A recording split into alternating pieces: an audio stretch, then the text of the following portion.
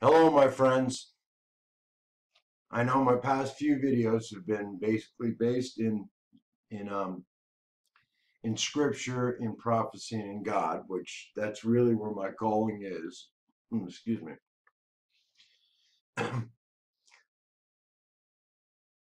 Today's video is going to be a little bit more back towards the quantum effect, towards our reality for which we live in. Um, but it still plays a part in the changing of the Bibles and whatnot. But here's what happened this morning. It's Saturday. And I got told by somebody, quit playing with your hair, and it's like, let's have it. When I hang it down, it's like I'm like reaching on it all the time. But but this morning I got up. It's Saturday, and I don't work on Saturday. Um, Even if they offer the overtime, I don't work it. So I woke up and went into the kitchen, and coffee's already made. I love that timer. She got me a cup of coffee, I'm sitting down. And I turn on, news is on, and of course they're talking about Trump and they're talking about the election. And it's like, um, hey, I could be wrong, but I really still don't think there's going to be an election. And even if there is an election, I really, really, totally believe that that person will never see the White House. But that's a different video. So please don't make comments on that. I'm sorry if I've offended any of y'all, but we'll talk about that in another video. But so I start flipping through the channels, and there's Forrest Gump. So I turn it on. I'm like, yeah, I've always liked that movie. I've seen it a million times, of course. But I'll watch it again. Get to the scene, and there he is. And he's offering, the chocolates, and he says, "I could eat about 1.5 million of these." And he says, "Mom always said life was like a box of chocolates," and I just went, "No." So I got up, I went into my computer room, and I got on the computer. Now, for those of you that have seen my videos, you're going to know what I'm talking about. If you haven't, I really, really highly, highly suggest that you go to my channel, and the first thing you look at is the D-Wave X2 quantum computer audio repair video and watch it. Now, if you want to get past my introduction, you can skip through, and you're going to get to the point to where the meat is, where the scientists start talking. And I'll be interrupting into it, explaining some things to you, because you're going to need that. I have a physics background, so I'm able to tone it down for you to understand. But you need to watch that video. And I know full well that after you're done watching that video, you're probably going to have some questions. There are other videos that are after that one that are going to answer those questions. Trust me, I run into this all the time. People constantly asking me the same questions over and over and over, and I keep referring them back to certain videos that answer those questions. I've gotten them so much that I made a response so that I had something to refer you to. But all the information's there. Watch those videos, subscribe to the channel, and share them. But once you get up to date, then you can come back and see this one, and you're going to kind of understand what I'm talking about. For those of you that have watched it and you know what I'm talking about, okay, there I go again with there. I've talked to you about dominant and recessive, about particle entanglement, and how when they go down into the super small, into the subatomic world, and they go into the superpositioning of these particles, and they change the superpositioning and they change the event outcome, the particle entanglement which is involved affects a mass amount of particles, which changes our reality. And then we get life was like a box of chocolates. And then you have the recessive, and that is the recessive particle entanglement that didn't get affected by the changes that were done to the dominant.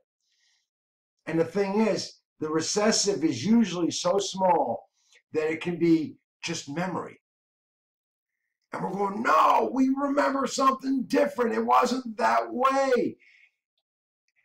And those that are the debunkers, they bring up Wikipedia, they bring up encyclopedias, hardcover books, they bring up magazines, and they show us all this information, say, see, we're telling you. And we're going, no, that wasn't right. Now, here's the deal. In the recessive particle entanglement is what we call remnant, okay?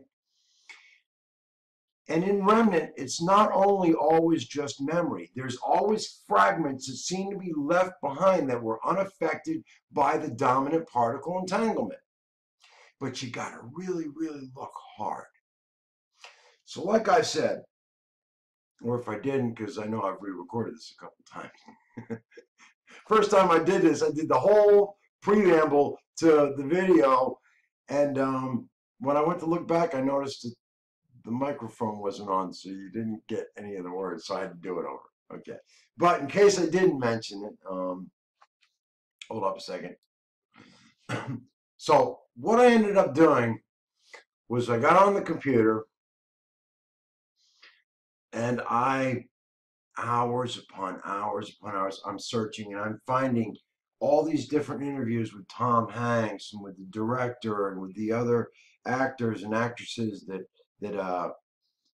starred in the movie, and how they all mentioned the word life is like a box of chocolates. And then I found what you would call the Powerball ticket winner. I found the mother of all remnants. There I go with the hair. This is major. I was actually stunned when I found this. So much so that all of the other interviews and everything else, I just dumped. I had no use for it. There's no reason for it anymore. I got absolute undeniable proof. And that's what I'm going to show you here. Are you ready? Let's watch. My mom always said life was like a box of chocolates. Now, what you're going to see next is what his mother really said to him in the movie. What's my destiny, Mom? You're gonna have to figure that out for yourself. Life is a box of chocolates, Forrest. You heard that, right? If you didn't, let's hear it a couple more times. Life is a box of chocolates, Forrest. Life is a box of chocolates, Forrest. You never know what you're gonna get. Okay, if you know anything about how they make a movie, okay, when they're doing a scene, there are several cameras located in different locations so that they can get the whole scene in several different angles, at which point in editing, they slice in what they want and where they want so they can get the best effect possible. Now, with that being said, I want you to think back on prior videos about dominant and recessive in the super small with particle entanglement. The dominant is when the particle entanglement that gets affected when they change the superpositioning and they change the event outcome, you get life was like a box of chocolates. The recessive are the particles and the entanglement of those particles that didn't get affected still stay as life is like a box of chocolates. Now, Forrest Gump in the prior scene speaking with his mom, his mother didn't say life was like a box of chocolates. She said life is like a box of chocolates. You never know what you're going to get. So when he's saying it to the woman beside him, he repeats what his mother told him. In the dominant entanglement in the super small, when they change the infinite outcome, we get life was. In the recessive, this is what we get. Now remember, multiple cameras recording the same scene.